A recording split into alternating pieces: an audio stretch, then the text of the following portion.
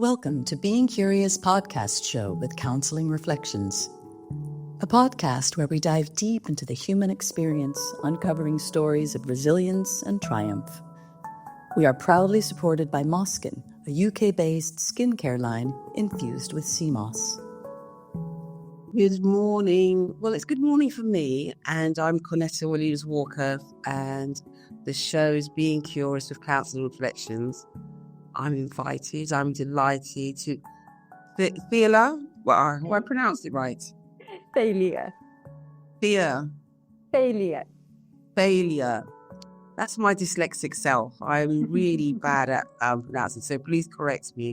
Thalea, I just wanted you to kind of let people know where you are and what you do and how are you this afternoon or this morning or whatever the time is in your part of the world. All right. Thank you again for this wonderful opportunity to just get curious and have a beautiful conversation together. I'm Thalea Pretorius, based in Cape Town, South Africa. I am a trauma-informed transformational coach. My expertise lies in really helping women to tap into their authenticity, heal the generational trauma wounds that we all carry, and to just live an exceptional life of inspiration.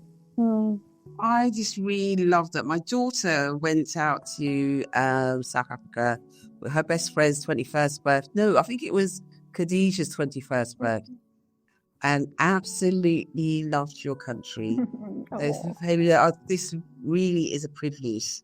And then I'm quite jealous because I'm sure it's actually quite warm out there. Yes. It still is. And even, compared to your cold winters on that side of the world. Yes. Although it's not that cold in the grand schemes. I spoke to someone who was from Canada, a wonderful woman who was a harmony coach and just was a happiness and harmony coach. And I think it was like minus 23. Oh, wow. So I felt really, oh my God.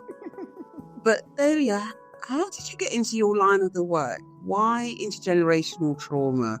Why focus on women's mental health? Beautiful question. So, like many people, my journey of helping others started with the journey of helping myself and really understanding what was happening with me. And once I discovered that and started doing my own personal healing journey, I realized, wow, more people need access to this. More people need to know this, especially coming from a background in South Africa. There's an ethnic group called colored people, which is, the mixed race of it all. And coming from my culture, coming from my heritage, talking about your feelings, talking about mental health, going to seek therapy was just not even thought of.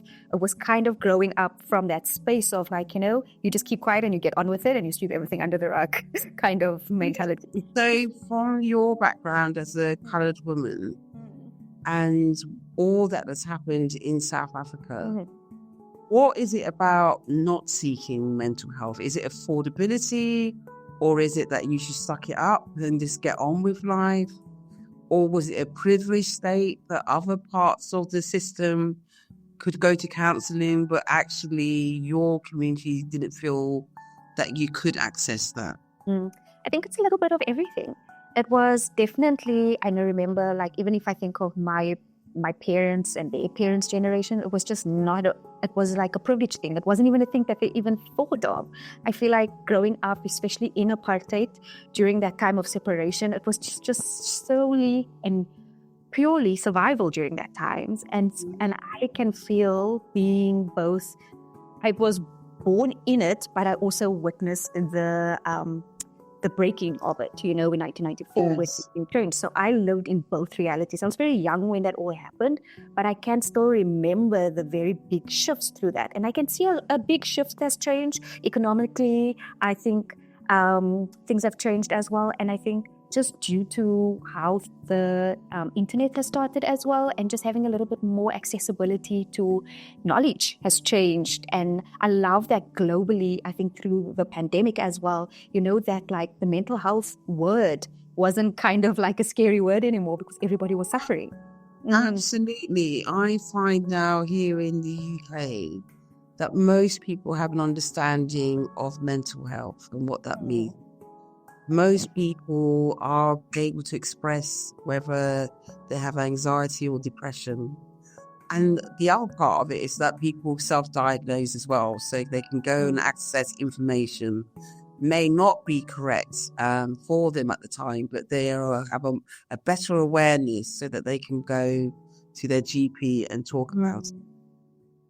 I suppose in the shifting tides of South Africa, from my point of view, witnessing it from a distance, I don't know much about present day South Africa and mental. Why is there a need to kind of explore intergenerational trauma from your point? Yeah. So because the shift, there has been a really big shift to understanding and even incorporating, like before, if you had anxiety or depression or anything, it was kind of looked at like, oh, there's nothing wrong with you, just suck it up, just keep quiet, like, oh, you're just feeling sick, you know? Like if it's not like you go to the GP and you get a script kind of a diagnosis, then there's nothing wrong with you.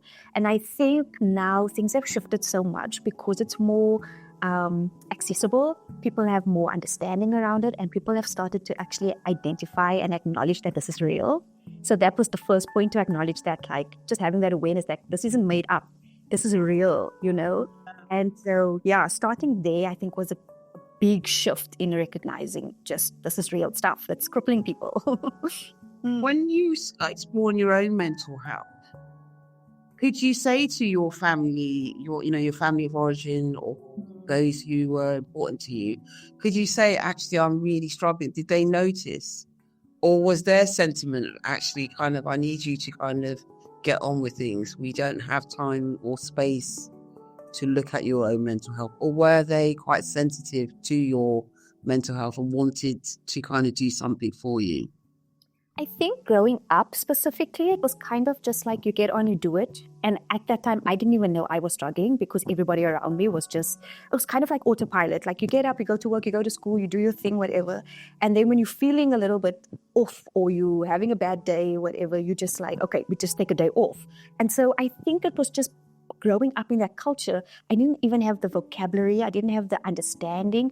And now upon diving deep and understanding, I can look back at my childhood and I can recognize like, oh, wow, I had anxious traits my entire life. I just had no clue, but my physical body responded to it in that way. So I suffered severely with migraines, with ulcers at the age of 9. And even the doctors were like, this is really like what's happening at home, kind of, because this is unusual for a 9-year-old. And I think just even asking those questions didn't really open up much. It was like, okay, where's the prescription? Let's fix the problem. Yes, no. Type of a thing, yeah. Was you seen as a problem child? Because that is really, your body sounds like has a somatic experience to your mental health. So you had real profound physical stuff. And so doctors were curious about kind of what was going at home for you. Did that change the course of your own mental health discovery? Or just that one professional kind of said, oh, what's going on? If adults said everything is fine, did you still then have to live with your symptoms and the things that you were going through? Yeah. So I ended up just living with it. It was kind of like, okay, you're sick, so we fix the sickness. And it wasn't until like, maybe even 10, 20, maybe 15 years later when I discovered what was actually happening. It was because I was so young and I didn't have the vocabulary. I didn't know what was happening to me. And my caregivers at the time, they didn't understand it either, and it was like the time that I was growing up, like I said, climate-wise and just the political space that I was living in at the time, like it was really survival. It was just like, okay, we have to work, we need to put food on the table. Not only internally and externally, you was having a lot to kind of think about. I can imagine that here in the UK, I think it's something like childhood mental health starts quite early, but it takes up to 11 years to get support. People don't actually then go and get support, or they minimize it, or they think this is what you got to actually live with. And then I think here in the UK, there's a disproportionate amount of people of colour who have severe mental health conditions and haven't traditionally accessed services early enough to kind of reduce, or the system itself didn't recognize or didn't ask the right questions to explore what was going on for this individual and their home life. We're getting better with them now. But you're talking about intergenerational, so that probably is your parents and your grandparents. So for them, what were the issues that were coming through from your experiences, that generation under apartheid? Yeah. So especially for women, I feel like there was a lot of suppression, a lot of like our voices were taken away, and it was kind of like men kind of had a little bit more autonomy in the space. Obviously white men predominantly during those times, but like I feel like a huge part of it was the women's voice that was taken away, and their rights to even do anything really was a big component to that. And so I could really see through my grandmother and with my mother, like there was this huge avoidance. There was this fear of speaking up, because if you spoke up or you spoke out of turn, something bad's going to happen. You know, like we have to just keep the peace. So for women who didn't have a voice, were there high levels of domestic abuse? Were the threats around domestic violence towards women? Yes. And it was to pacify them, to keep them in check. Yeah. And so it's funny because anxiety often comes from the same-sex parent. So if you experience anxiety, then out of curiosity, I think, well, what was going on for mum? And then if mum is experiencing anxiety, my curiosity is then what was going on for her mum. Yes. And I think like I am the brave soul, the firstborn, first female that and like the second grandchild. And so I think like when I discovered all of this and I recognized that like I don't want to be living this way. You know, the world is shifting, the world is changing. It's been 30 years since apartheid. I don't want to still be living in the shadows of keeping quiet, just being the good girl in the corner, you know, not stepping up, not speaking up when I need to. And I recognize that it's not that I don't want to, I just don't know how. Oh, so it's not because you don't want to, you don't know how. And do you think that's indicative of many South African women?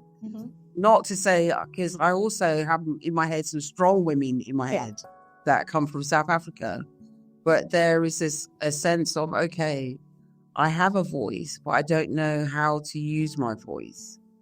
I'm also aware that there is a lot of violence towards women, or is there a lot of violence towards women? Maybe that's the curious question. I shouldn't make assumptions. Is there still a lot of violence against women? Is that right? Yeah. And what drives it then?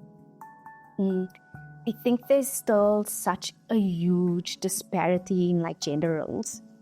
And there's this and there's this like power, you know, and I think specifically with women of color, because we were conditioned to believe that we weren't good enough, because it was so crazy how it was ingrained in us that in order to succeed in anything, you have to be white. And so white is right? And so even in like changing the way that you looked, you know, there was this old test during those times where then we had the pencil test, and if the pencil doesn't fall out of your hair, then you classified as other, you know? Really? So if you had kinkier hair, basically, and the pencil didn't fall out of your head, then that was the group that you went in. And if you then had softer texture hair and the pen could slide out of your hair, then you could upgrade yourself, I suppose. Yeah, you know, so to like that nuanced. And it's like, it's so crazy how if I reflect back, like I've only started wearing my hair curly in the last like maybe 5 or 6 years. And it was only because I moved away from South Africa for a while. And that's kind of where my journey started. I felt like I could really heal away from and then come back with the knowledge that I learned and then kind of like lead by example with my family structure. And when I left, this is a funny story and I giggle every time I think of it, is I remember living in South Korea at the time, and there everybody has straight hair, everybody looks the same, and me looking very different. I walked into that space and I remember going out very late one night and I didn't have time to blow dry or straighten my hair. And I went to the school the next day to teach, and my hair was curly, and every child in that school just kept complimenting me, and they were like, "Oh wow, teacher, beautiful, beautiful." Like they would compliment my hair, and that was the first time, like in my adult life, like I've never got those compliments growing up. In my adult life, where I was like, "Wow, like I am actually seen, and I'm safe to be seen. I don't feel like I'm being rejected." And I swear, ever since that day, I never straightened my hair again. I felt confident. So it's interesting. You had to leave. You had to leave South Africa to go to South Korea to find your own inner beauty that was always with you. So up until that time, you straightened your hair, you blacked your hair, you grew your hair. Yeah. It's interesting. Hair is a kind of interesting thing because there's been a lot of pushback around the idea of hair. Here in the UK, there's organisations that are saying that for black women or women of colour, to have our hair natural. But I actually have that kind of story. For me, I used to have locks, and I remember being in the Caribbean and told that if I wanted to stay and teach in the Caribbean, I would have to kind of straighten my hair. And, why would you use your good hair to locks up? So it's interesting. Different locations in the world, but similar narratives around what it means to kind of be beautiful. And even the research here in the UK, something like 30% of employers said that if a black woman or a person of colour had natural hair, they didn't feel that they were professional. So there really is some real weird ideas, given that we're born with the hair that we have, about what it means to kind of be beautiful. What does it mean to be powerful? What was it like to be in South Korea? Because I can imagine that were they accepting of you as a foreigner, given that majority is South Korean? Yes. So I think because they do have quite a big expat community, and because of the US military that's based there, and so it's not as foreign as it used to be, like seeing different people. There are obviously moments with the older generation where they still very stuck to their ways. They, just generalizing older people in that sense, and some of them can be really racist. The privilege I had was I didn't understand the language to the fullest content. So people would be saying things or making comments, and I could kind of just block it out and not take it personally. Those kind of incidents did happen. I don't want to dismiss that. It did happen from time to time. It didn't happen very frequently, but it was generally from the older generations, if it did occur. And then what did you notice about yourself in terms of as a woman? Because your work is about empowering women. And so you finding yourself or your own identity in South Korea, how did that inform your practice and the work that you are now doing? Oh, like I said, like everyone's healing journey or entry into this work is so different. Like there will always be a catalyst. There will always be a moment like that breakdown before breakthrough, or that moment of like, okay, I actually need to get help now. Like I've gotten myself here. The same thing keeps recurring. The only way I'm going to change is if maybe I get support or I speak to someone. And that was me. It's like I was really happy there. I was also really happy being in a foreign place. I love travel, and I traveled so dear to my heart because it was the one thing that really brought me to myself.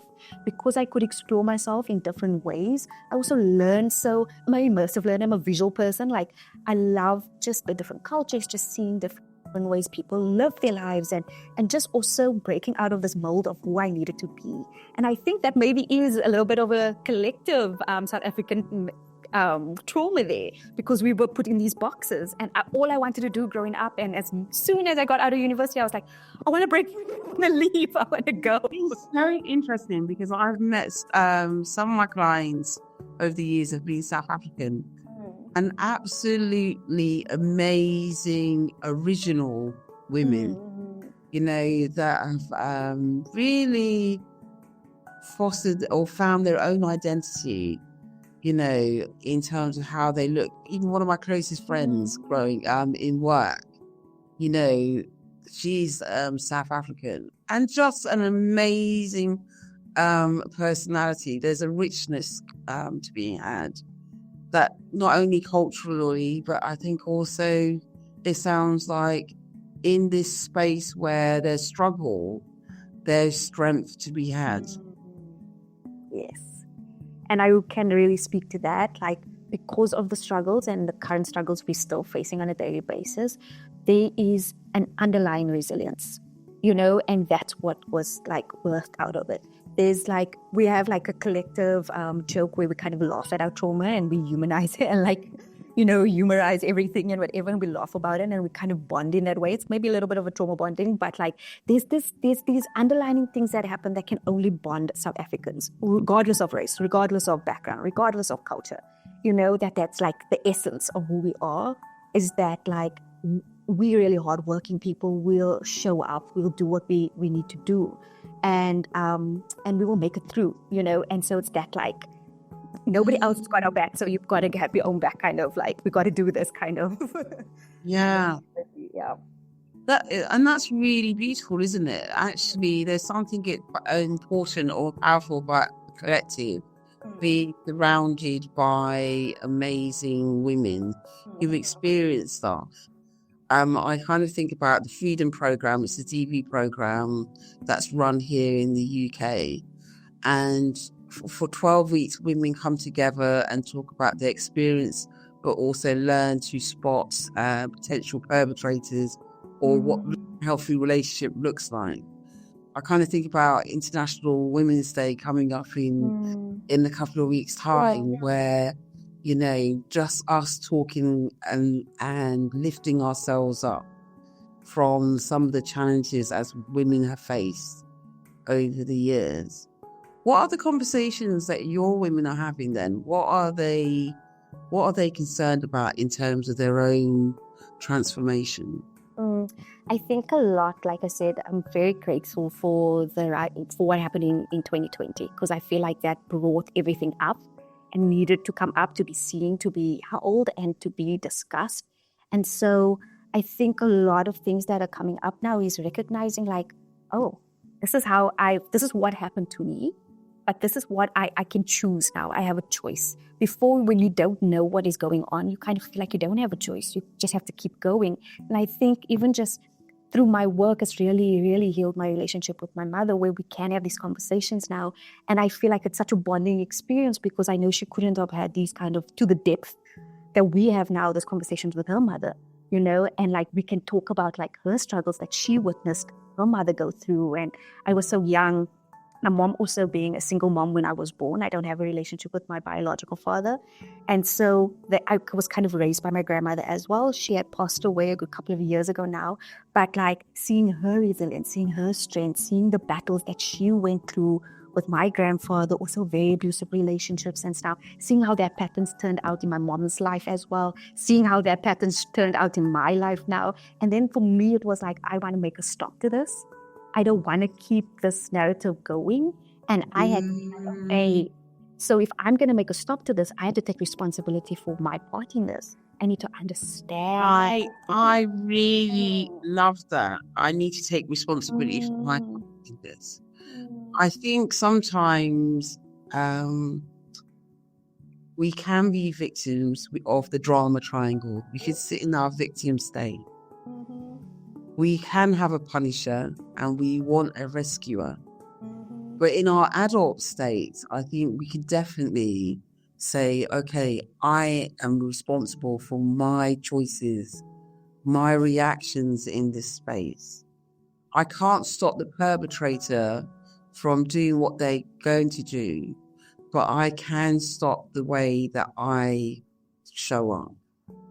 And I think that's a difficult thing, because I don't want women to think that I'm going to, face your perpetrator, because it is a very dangerous space for women to leave people who are violent towards them.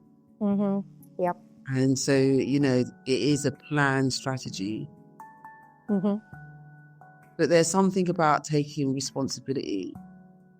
Why do you think people don't take responsibility? What is it, what stops people from noticing or thinking that they can? I think you hit the nail on the head by talking about the drama triangle. It's when you get caught up in the drama, and also when you have been in a space where you thrive in chaos, you don't even know that there's a different way out. And so you just get caught up in the spiral and you think this is the best that it can be. You know, you think that this is all my parents did it, my parents' parents did it, this is all I've seen, it's all that's been modeled to me. So I don't even think that there's something better out there. And I think for me stepping out and what was my catalyst to recognize that this isn't how it needs to be was me actually having, again, it was a privileged opportunity to leave, but it was a choice. You know, I had to choose to seek different things so that I know that there's evidence of what is better up there. Otherwise, I'm just going to be consuming and seeing and just being in this belief bubble that this is it. Yeah, so I think it was my curiosity. If you go back to the title, I love the title of your show, is that curiosity. I was like, there's something in me that believes that something else is out there. And yes, and I think sometimes when I look at kind of clients' transformations, when the penny drops is when they start to be much more creative in their own thinking. I think sometimes I meet individuals and they ruminate a lot about the hurt and the trauma, and rightly so, and I don't want to take it away. But you have to kind of sit with that ambivalence, sit with the cognitive dissonance that comes up from the conversations. But then when they are starting to flourish and move towards a thriving state, you can really see people being more curious about their thinking and kind of leaning into hope more within that. Absolutely. I like to look at it. It's like my clients come to me as this closed little flower, like desiring to bloom. And as we open up the petals, peel it off, whatever, and they start to thrive and shine, you know, in what they were created to be. But because of circumstances, environments, you know, the limiting beliefs, the trauma wounds, the collective, the generation, all of that, it sometimes blinds you. And I don't blame them because it's so difficult to see it by yourself. And so that's why I'm such a huge advocate for seeking the help. It's the biggest sign of strength to recognize that I can't do this alone. I reached here. I'm ready. I'm ready to just, and again, help gets to look differently for everyone, you know. It can be us. It can be like coming to a coaching container or sessions, or it could be therapy, or it could be whatever it is. It could be just talking to a friend. But I think that the first step is like being vulnerable and finding the safe. I can't stress that enough. I agree with you, and I probably would advocate that actually is not just also asking for help, because I'm also aware that women also or others may victim blame and want you to remain in that relationship, not because of you, but because what it means for them. If you leave, then they might have to look at their own lives. Yes. And so again, it's so nuanced, and it's also about trusting people's timing. You know, as much as we can watch things from the outside and we can want better for our friends, family, whoever we know is struggling, I often see that with friends who come to you and they tell you the same story in a different font over and over and over. And maybe all you need to do is just hold space for them, and their timing, you know, will come. Because this work, it needs a commitment. It needs you to be ready for it. And to trust your body's response to it too. Because everything that had happened to you didn't happen overnight. And so we have to hold this with so much compassion and love as we unpack and dive into all the things and be present with all the versions of ourselves. The victim, the rescuer, all of it. We are all of those things. And to hold it gently, you know, that doesn't define who we are as people, deep down, our truest essence. But we don't want to devalue that those things happen too. It's the kind of holding both stories. It's a parallel process, isn't it? It's kind of, you know, it's interesting, isn't it, that when going through transformation or when going on a journey, in some ways, you're talking about vulnerability, trusting the process, trusting the therapist, understanding, or the coach, understanding that actually, can I trust you? Will you reject me if I tell you my story? Will you shame me in some way? Yes. Oh, this hit home for me because I've seen it, you know. I've seen some people in certain, again, not here to shame or blame anyone, but in certain instances, this is why I really advocate for you having to trust the person that you are sharing your truest, most vulnerable self with, right? Because so much damaging can also be done, and you can be re-traumatized if you are not held in a safe way where you are not victimized or what you share isn't projected back at you as you are the problem. Yes. Like we said, both realities can coexist, the hurt and the light, the dark and the light, but it needs to be so delicately held and processed and walked through that you have the space to process it in a way that isn't going to be more damaging. And so, yeah, that's very, very important. And I also think like knowing someone or processing with someone from a similar ethnicity is also important sometimes, because there's certain things that a person may understand that without you even having to say the things, that can kind of also help, because when you are going through all of this emotional stuff, you don't know what to say. You don't know how to express yourself. You don't know what's happening in. And so to hold space for all of that too is helpful. It's interesting, isn't it? Because I think there's absolutely a space for having more diversity within the system. But sometimes, I suppose the caveat to that is that sometimes just because I come from the same community doesn't mean that I actually understand you, because actually I might not be attending to the parts that you find important. Yeah. I think I work with everyone, I never thought I did have. I remember years ago when I first started my practice, someone saying, well, you only have Black clients. And I thought, no way. Why will I just have people who just want to work with a person called Cornetta? Yes. I come from the same feeling, yeah. I won't have your clients, possibly, but I will have my clients. Within that. But there is something about shorthands, isn't there? There is something about someone understanding the trauma or lived experience. I think in the addiction field, you find lots of therapists who are now coaches or addiction therapists. They would have had lived experience of kind of being an addict or struggling or having family members. So I think there is something important in there. I also recognize that if you've got someone who's safe and curious and asks the right questions, it can be really helpful.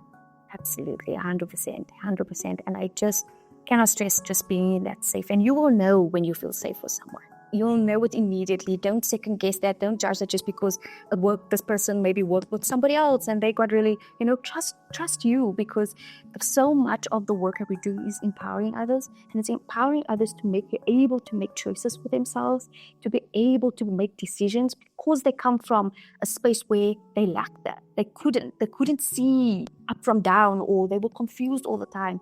And the idea is to help women, in our case, to be able to stand on their 2 feet and be proud of themselves and really be who I believe God created them to be, not dependent on another person to, okay, it's fine now, you can make that decision, it's like, it's all tools, it's all support, it's all guiding you to really become trustworthy of yourself. Why women's mental health as opposed to working with men, or do you work with men who support women? What is it about the need to kind of pay attention to women? And how then, by doing that, do we create a level playing field? So, in terms of society. I initially started out with women. And I think that was just because there was, I don't know where this came from, but I knew it from a very young age that I just desired to be in spaces where I could support women in some which way or form. And that just always stuck with me. And I just always wanted to create safe spaces for women, because maybe in the way that I was brought up, or in just certain things, maybe it is a little generational, that I just didn't see that. And so I wanted to create that. So that's a huge thing. I do work with men on a case-by-case basis. And again, I'm so loving that this work is reaching men a lot more now than before. And I've seen it coming up in a lot of spaces that I occupy, and just in general conversation. Men are getting curious, and they're also digging deep into their healing and to their processing and their work, which I am just a huge fan of, because I feel like it's not an either or. It's not that the woman has to do all the work and then carry the family and carry the man and carry everyone, you know. I really believe it is coming back to that security of, I know who I am. I know how my needs need to get met. I know who I am. I know how my needs need to get met. And we come together to meet each other's and support one another, you know? And so I really feel like individually people need to go on their own healing journeys of whatever that looks like for them, in order to have more harmonious relationships. Whether that is in the workplace, family, friendships, I mean, the relationships and connection is the key thing to thriving in the world, I believe, you know. And so learning the right tools and techniques that work with you so that you can get the communication, don't stay in the victim of the triangle, walk away when you need to, set those healthy boundaries, really be able to process the deeper things and be in safe spaces that can support that. Because I feel like that will just trickle down into the kids. Yes. So that's really lovely, isn't it? That actually men are doing the work. They're recognizing that they need support. And I think it's also quite unfair, isn't it? This idea that men have to be strong and take the lion's share of the responsibility and, you know, and not show any vulnerability. And then it's also limits women if we just have these kind of very polarized ideas of what does it mean to kind of have your own unique sense of sexuality and interpretation of what the role should be. But what are South African men worried about? What are they thinking about in their lives? What's coming up for them? Yeah, it's that lack of vulnerability, and like a man has to be strong, and so you can't show weakness. There's a lot of that. And I think that is very generational as well, where it was like men don't cry, still very much on that kind of thought patterning around that. And so it's very difficult for them to even show that they're struggling with something. You know, I live with my stepdad at the moment, and he struggled with anxiety for a long time. And I had to take a really big moment to acknowledge, like, this is real, this is happening, this is what life looks like dealing with someone with a chronic illness, especially if it's of the mental, you know. It's very easy to look at a man or see them with like physical ailments or physical, you know, disabilities or whatever, but then to recognize like, wow, no, this isn't this disease or this idea of the mental health. It's not just one size fits all. It's for everyone, and it really disables people and it cripples them. And I've seen, you know, living with that and understanding the roller coaster of that, and noticing also that men respond to things differently than how women respond to things, you know. And so even just learning different language and how to sit with them and how to be more gentle from that standpoint is also really helpful. And to allow them to be vulnerable. Doing that, I think you're right. I think, you know, it's really important to recognize that men are struggling too. That actually silently they're struggling with anxiety and depression or sex addiction, or just, you know, what it means to be a man and masculinity. And I include also kind of transsexual LGBTQ community, because I think in certain, it's not, you know, men's voices, other voices are being more privileged in that voice. And I see it here, you know, in terms of the men that I work with. I think they're really brave in talking about the things that are important for them. And the majority of my case are really women orientated. I think a bit like you, I've kind of grown up in a space where women's ideas were privileged because of the discrepancies. Whereas now, I think here in the UK, men are really struggling because women have gone out to work, they bought their car, they got good jobs. And so when they can have a baby on their own, and men are kind of questioning, well, what is my role? Yeah. How should I be? And the women are saying, I want you to be more vulnerable, but I also want you to be really strong. And so there's a real lot of mixed messaging coming through, and men are really struggling. So we're seeing increases of suicide ideation here, attempted suicide. It's a big thing here as well. And yeah, I can relate to that so much. And I think when we're constantly getting those confusing messaging, I can only but have compassion for men, because it's like I'm trying to be the masculine provider, but then that is getting shut down. And then I'm trying to, try and be soft and vulnerable, and it's so hard for me, and then that gets shut down. So it's like, what do you want, So yeah, I definitely see that as well. What do you think the state has? I assume you're in private practice, or do you work for another organisation? What does the state have to do in the world of mental health? What's the responsibility of South African government around mental health? What are they not doing? What should they be doing? Yeah. I will say South Africa has a lot of problems. Mental health is a big one of them. And I think that it needs to be implemented from a very, from an education level. I think this is something that needs to be starting in school systems. It really needs to be tackled in those kind of ways, because there is such a huge discrepancy with financial, the economic status of people here. So you're getting maybe 60 kids in a class, in the government schools and stuff. And for one teacher to handle all of that, and all of those kids probably coming from a more disencouraged background. So we don't know what's happening in their households and everything that's coming into the classroom and stuff like that. And so I think there needs to be so much more support on the ground from an educational level. I think that will be a huge way where these topics are really being introduced, and creating the safe hubs for children, I think would be a huge, huge part of it. And even through just creating awareness in those spaces, that could also create curiosity for the adults, especially because we know that the face of the future generations lies in the hands of our kids, and so sometimes it's really, we try to go top down, but I think that it is a grassroots kind of issue. If we need to start working bottom up, and through the kids having a little bit more vocabulary, can explain themselves a little bit, they can maybe even have a safe space in the schooling systems to vocalize what's happening at home, having sessions and counseling with families and the parents and whatever, so that the narrative and the vocabulary and the topics start to become normalized, I think is a big, big, big thing. Given that, South Africa has resources, on some ways, 60% of the gold that it floats around this world comes from South Africa.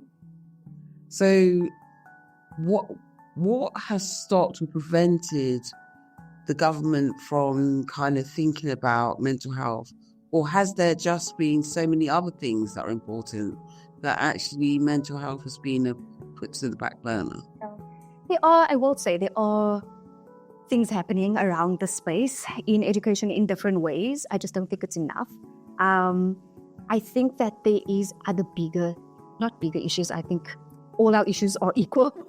But I'm just saying there is a deeper and a big thing of corruption here, and so the money where it's supposed to be allocated in the right places is being stolen. There's so much corruption happening within the government spaces at the moment.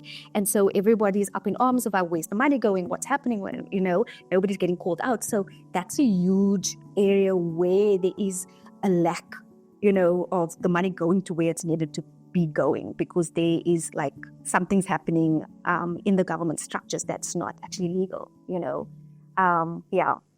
And then you've got quite high levels of unemployment, haven't you? I think South Africa's got one of the highest levels of unemployment. And I can imagine then that must be so difficult for families if there's not a stable income stream as well. And I suppose then, the luxury of being able to afford counselling doesn't go to communities who probably need it the most. Yes, that is such a big thing as well. And you can see these are all systemic issues. These are issues that have been repeated over cycles, over years. And we'll sit in our fancy homes or whatever, or feel comfortable. And then, just right next door, there's a completely different reality, so it's very evident. And it is really sad to witness. And it's like, it's having these kind of conversations. It's like, but now how, what, where, how do we try and tackle this bigger issue, that is very much top of my thought processes often. And I think there's something about, having these discussions are really important. But then I suppose what is action? And it is the grassroots stuff, isn't it? That actually, it doesn't take a lot of money to talk to someone. In fact, it doesn't take anyone money to talk to a neighbour. But if you smile, if me and you are smiling, hopefully we're lighting up the Atlantic. Or the more energy. And there's some research, this is what I researched, that if we are happy in this house where I'm sitting in, my neighbours feel the energy that comes out. So there are things, really simple things. What do you think those simple things would be? If we've got no money, but we have open hearts, what would you want to do? Oh, so many things, but I loved it. Just as you shared that, I thought of the story. So there's a beautiful tidal pool that I go to often. And like when I have a gap in my day or early morning start, like I love to just, start with like grounding myself, like really, really filling my own cup up first before I go and serve everybody else. And I remember specifically, I went I think it was the end of last year, I went. And there was this woman, and I love it so much because everybody that's in this cold water, everybody's smiling, it's almost like often joking, like anxiety can't live here because like, it just doesn't exist here. And so I was swimming and there was this lady and she looked at me and we just smiled. And then immediately she's like, oh, this is life, And then she looked at me and she's like, and this doesn't cost a thing. This is right here. And then she explained, she's like, this is what I love to do before I go to work or if I have a moment, like, she's like, I get on the train and the train costs like maybe a couple of cents or rands or whatever we call it here. And then she's like, and then I take my swim and the swim is free and I get to just enjoy this moment. And then she's like, I put myself out for a really cheap breakfast and then I make my way home and I know I'm going to have a beautiful day and I know I'm going to be able to sew that into my family for the day and whatever. And I just sat there and I was just like, wow. I'm so proud of you for choosing you in this moment because the ripple effect that it's going to spiral into your day and into the people you're going to interact with. And like, she was so inspiring to me, just a random stranger there, and we could have that bonding moment. And so I have a few of those moments quite often. And it's sometimes, the bigger world issues. And obviously the world is in a political crisis and everything that's going on in the world right now can be really overwhelming. And it can be really, if that's all you're consuming on a 24-hour cycle, it can be really disheartening and you're going to sink into depression if you're constantly tuning into that. And so just making it simple, like you said, is like, if I just sat there and I smiled and I knew that I did the best that I could do in my home world, in the people that I interacted with today, I showed kindness, I helped out where I could, I spoke to my neighbor, some of us now all live in these little gates everywhere, you don't even know who's next door to you, and just showed some kindness. We underestimate the power of that. It's interesting you saying that because when I was talking to a wonderful lady in Canada, and she's a happiness and harmony coach, she said, and I kind of asked a similar question. And she said, actually, she invited us to smile at 5 people. And then all of a sudden I became quite shy. I was like, I don't know if I can do that. I don't know if I can go out and start smiling at but I think it's that simple, isn't it? It's giving eye contact or when someone is trying to connect with you, just to connect back. And often, instead of being suspicious, just kind of view it that actually they're just being curious. And then you could find out, like, you didn't know that this was going on in your life, for that person, their life. But now you've told me, I'm thinking, what can I do? Where can I go to enjoy such a beautiful moment to set my day up? Yeah, exactly. And it doesn't have to cost millions. It really gets to be that simple. And again, it's also recognizing that you taking care of yourself or you being in a joyful spirit or choosing your joy today, whatever that looks like for you, isn't selfish because it's going to ripple. It's again coming down to one, at some point in your life, maybe you think you didn't have a choice. I'm here to tell you that you always have a choice. And even when you're not making the choice, you are choosing something's choosing you. And so take that into, we want to control everything. We're placing our focus, control what we're choosing to let in. And start to take control of our minds and stuff like that. And then see how you can just be the joy in somebody else's life today. Yeah, really, really. There's something about choice is really it's kind of interesting, isn't it? Because even when people are doing some really difficult things, or difficult things are happening to them, often we forget that we have choice. It doesn't feel like it. It feels like sometimes that our brain is running us and that we don't have any power. But you're inviting us to think, actually, at every level, we have choice. How do we start using our choice then? Because if you believe that we have choice, I no doubt believe you that we have choice. But where do we start to kind of cultivate that idea of choice? I think start with just a little bit of a self-awareness practice. Notice the things that you do automatically without even thinking about it. And then recognizing, is that actually, am I doing that because of habit or just like default patterning? Or am I actually choosing that? And just taking just observing with no judgment, and just recognizing okay, this thing that I ate today, whatever it is, did it actually make me feel good? Or did I just eat it because I was lazy and that was the only thing that I found there? And then choosing maybe if I took 5 minutes just to add something a little bit more nutritious and I actually sat and I enjoyed that, that's me choosing, I would feel better. And it will make me feel better, So it's start small. Just start with observing what you naturally do and choosing, okay, is this actually filling me up? Or is this actually making me more tired? There's certain things that we're obligated to do or we make commitments with and whatever. But then even once you start to become aware around that, then start choosing am I committing to this because I feel obligated? Or I feel forced to? Or I'm pleasing somebody else? Or is what I'm choosing to do or what I'm choosing to commit to equally pleasing me as well as it's pleasing the other person or whatever it is that I'm doing? Because sometimes we think that we're just forcing everything. We just have to. I often see or speak to clients as I'm just so busy all the time. I'm exhausted all the time. I'm slow down. What are you actually doing? Is it whatever you're doing is clearly not bringing you joy because you just feel tired? Yes. And it's interesting, isn't it? Because there is something about slowing down. We're so bombarded by technology and, being internet and consumed. But actually, sometimes we just need to just slow it all down so that we can be aware of awareness or just being, neither kind of thriving or striving anywhere, just a sense of being, and it's okay, isn't it? Just to sit and kind of work out, what is it that I really like? What do I really need? And I think there's something, especially for women who often think about other people. Yes.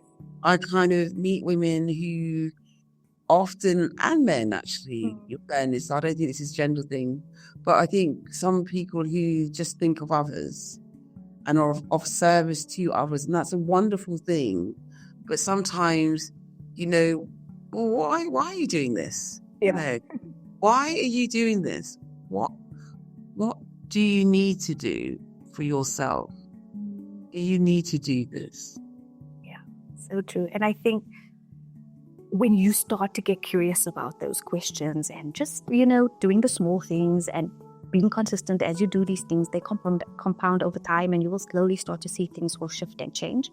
And then you will also notice how this was the big thing for me was through me just showing up and choosing differently and choosing to be in joy and doing all the things that I did, it really influenced my family. And so something that my mom says to me often is, I really admire you because you gave me you showed me that I actually have choice. That is so good. Where can we find you in this world? All right, so if you're not, yes, I shall share. This was such a lovely conversation. Thank you for getting curious with me and diving deep. Oh, thank you. Where can we find you? Let us know where you are. find me on Instagram. I'm quite active over there, so you can find me at her sun-kissed soul. I believe that everybody is a beautiful sun-kissed soul in the world, and they just need to let their light shine. And so that's where you can find me. And if you have curious about anything that we spoke about today, just message me there. I would love to respond. I have my one-on-one coaching that's open and available for anybody who's curious, wants to dive in. I'll do a free little call with you and see if we're a good match. And then I also have a beautiful community called the Soulshine Collective, where I believe that in the hardness of everything that we are navigating, there also needs to be a community to hold you in that. And so every month we do a fun, either in person or online, because I am expanding to a global community too, where we come together, and the intention behind that space is to find a safe space for women to gather, to grow, and to explore, and to also cultivate play and joy. And so we do a whole bunch of things there, and we have a beautiful community that's growing. So if that's a place that you want to be in, I would gladly welcome you all in. So thank you again for this opportunity to share, and for your beautiful smile that's blessed me. Oh, that is so lovely. Thank you once again for being curious with Counselling Reflections. I really appreciate your time and your wisdom.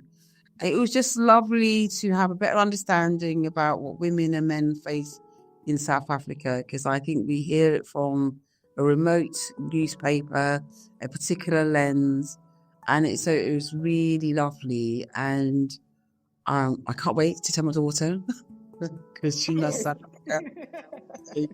I really am appreciative, and I honestly think whoever comes into your arena and lens is truly blessed. I think there's a lot of love there that you offer to your clients and to your family and friends. So thank you very much. Thank you.